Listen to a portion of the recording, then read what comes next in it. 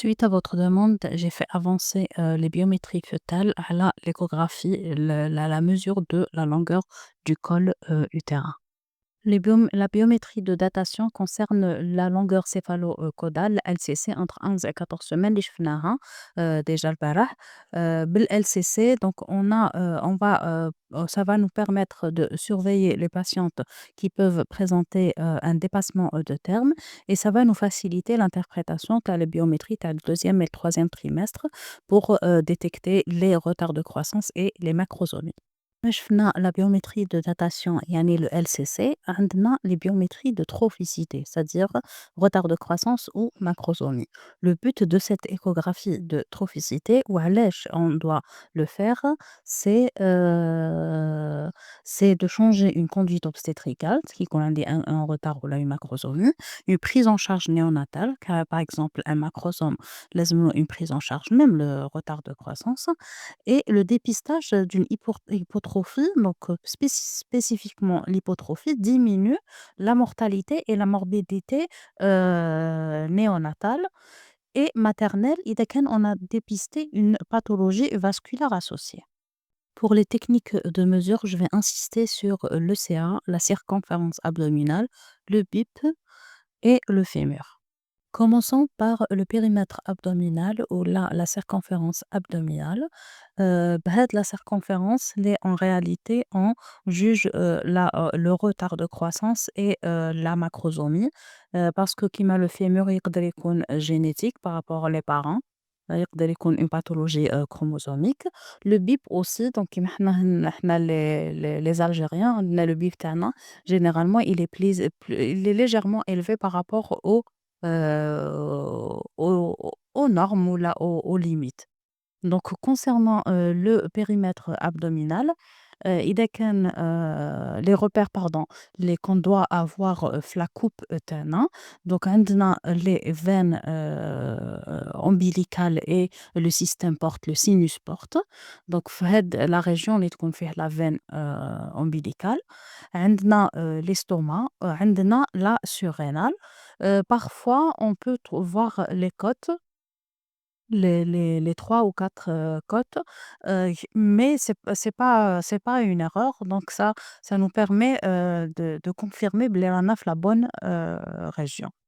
Quand on prend le périmètre, donc on prend معاه la graisse parce que parfois كيكون une macrosomie تكون هذيك la partie blanche اللي تكون autour تكون plus épaisse من bébé لbébé, donc on prend معاها هذيك la graisse, on calcule la graisse هذيك.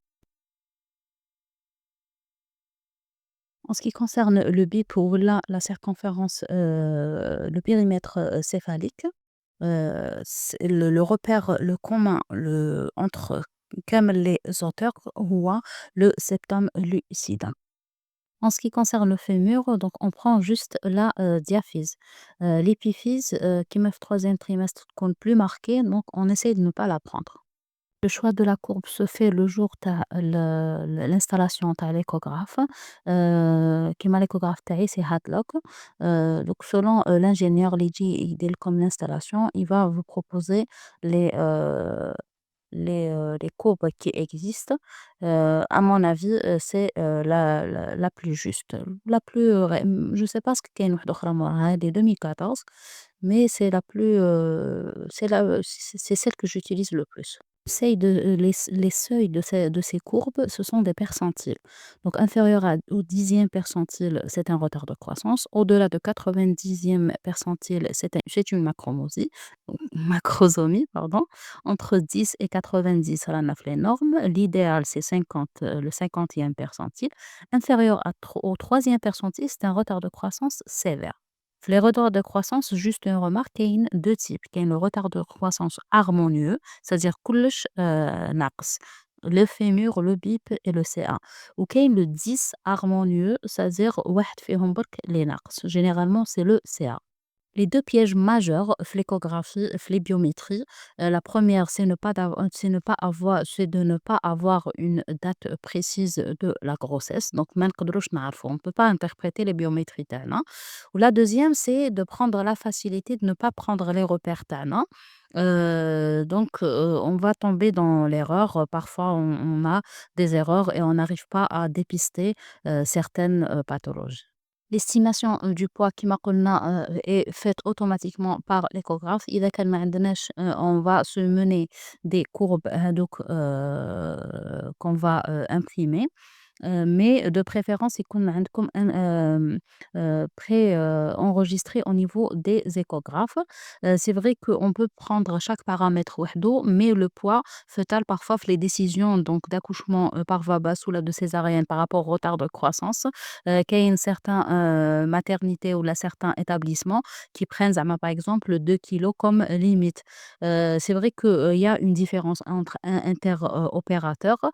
Mais pratiquement donc إذا كان استعملنا les mêmes repères, en principe ما تكونش une grande différence. في la théorie يقول لك entre 3 et 5% de différence hem, inter entre les opérateurs. Donc il faut برك, insister ou là avoir, le réflexe, de rechercher les paramètres et de prendre le temps. Donc c'est pour ça قلت لكم في النهار الأول كامل que ça peut prendre حتى ل 30 minutes chez certaines patientes اللي يكون عندهم un panicule important ou là يكون une échogénicité qui n'est pas, la meilleure parce que chaque femme, على حساب, l'échogénicité تاعها, le passage تاع les ultrasons et l'image qu'elle nous reflète. La vitesse, de, croissance, que j'utilise personnellement, واللي نحبها, que j'utilise في la pratique courante تاعي. Alors que, في la littérature, ماشي c'est contredit, donc كاين اللي يستعملوها كاين اللي ما يستعملوهاش. C'est quoi cette vitesse? C'est de revoir la patiente 15 jours après. Donc par exemple عندي une patiente, je la suis, où je découvre une cassure, في la courbe de croissance تاع le bébé تاعها. Donc je ne prends pas une décision, on appelle un bilan, sur place, des mesures et كيفاش نقولوا des règles hygiéno-diététiques, des conseils. Et après je dois la revoir 15 jours après باش نشوف est-ce que le bébé prend في les 15 jours هادوك والّا il prend pas, est-ce qu'il stagne ou non. On va aborder brièvement le retard de croissance intra-utérin, parce qu'on va l'aborder, avec détail, la formation conférence échographie des principales, grossesses, pathologiques. Le retard de croissance intra-utérin échographiquement est défini par une estimation du poids qui est inférieure au 10e percentile. Donc devant toute, suspicion ou la, constatation d'un retard de croissance intra-utérin, il faut toujours, évaluer la vitesse de croissance, c'est-à-dire نعاودو نشوفها 15 jours après. Le type, تاع, le retard de croissance, est-ce qu'il est harmonieux كامل les biométries sont diminuées ولا واحد فيهم برك. Et évaluer le risque maternel, le risque vasculaire maternel, est-ce que elle fait partie de la population à risque ou non. Parce que est-ce que نرجعها GHR ou لا.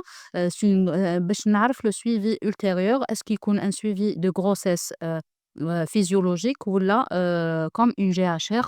De toute façon qui يكون un retard de croissance intra-utérin confirmé, elle va sauter إذا كانت parmi, les populations à bas risque تعاود تولي, تطلع مع les grossesses à haut risque. La notion de population à bas risque ou là à haut risque nous permet de surveiller les patientes de façon périodique parce que كيما قلت لكم, البارح la stratégie, de prise en charge ou là de, la chronologie تاع les échographies qui تكون un suivi de grossesse physiologique يكون 3 5 7 9. هذه c'est ma méthode personnelle, hein.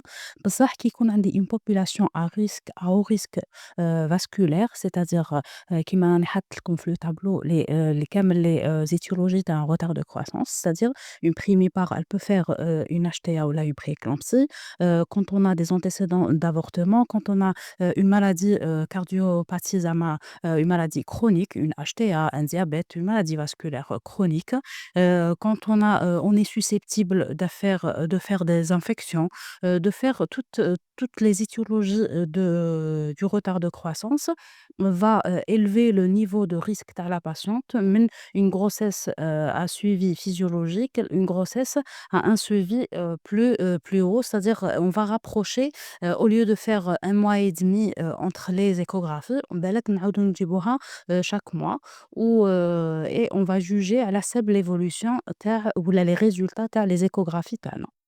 Un mot aussi sur, les grossesses gémellaires. L'estimation du poids fœtal n'est pas aussi évidente que les grossesses, monofœtales. وعلاش؟ parce que des fois, la présentation تكون assez basse donc في le pelvis, donc on n'arrive pas à avoir des coupes, d'idéales coupes, pour avoir, des biométries, correctes.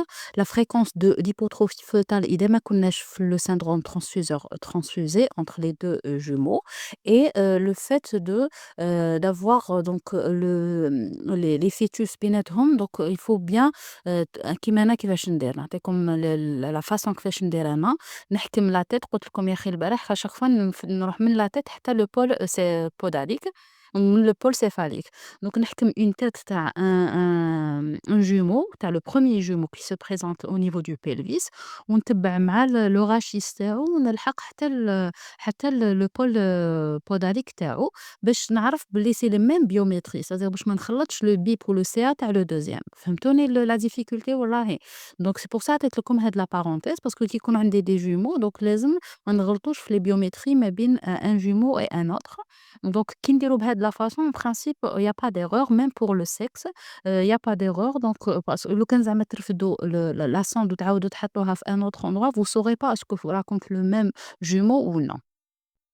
Voilà pour la conférence d'aujourd'hui. Il y a comme des questions ou la plus de précision ou la plus de détails, un sens, vous me dites, comme ça on va les détailler.